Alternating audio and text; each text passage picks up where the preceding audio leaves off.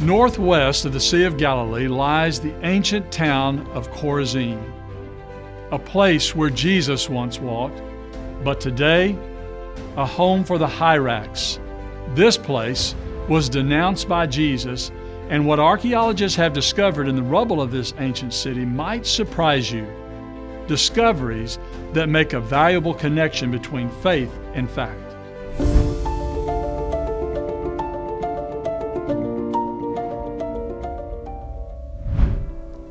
Corazin, as described in the New Testament, was one of three cities where Jesus did most of his mighty works.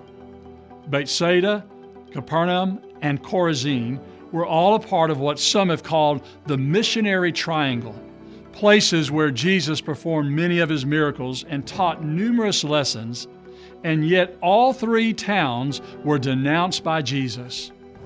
Chorazin, which existed during Bible times, has yet to be excavated, but its ruins from the 3rd and 4th centuries offer for us a glimpse into the past and a plausible explanation as to why it was rejected by Jesus.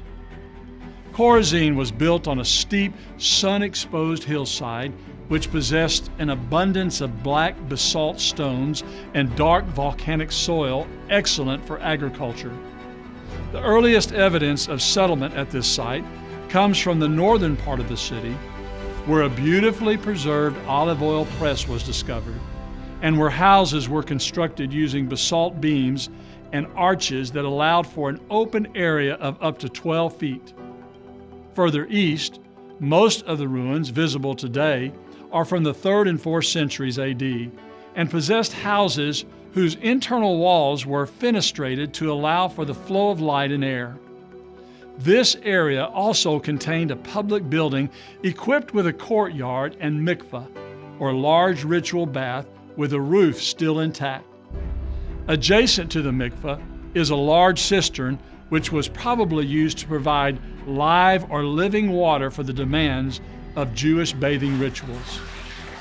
Nearby, on an elevated area at the center of the town, a large and elaborate house of worship was discovered, measuring 70 feet in length.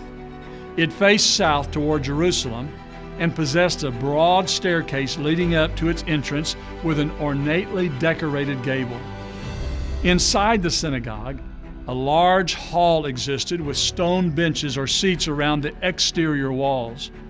Near the entrance, an elaborately decorated chair was discovered, used perhaps by those who publicly read from the Torah at a synagogue service, a chair referred to by Jesus as the seat of Moses. Others suggest that because of the dedicatory inscription honoring its donor, it might have been one of the chief seats in the synagogue. However, the most surprising and striking find associated with the synagogue were hundreds of fragments of decorated stonework, one of which was a Medusa, a well-known talisman or lucky charm from Greek mythology used to ward off evil spirits.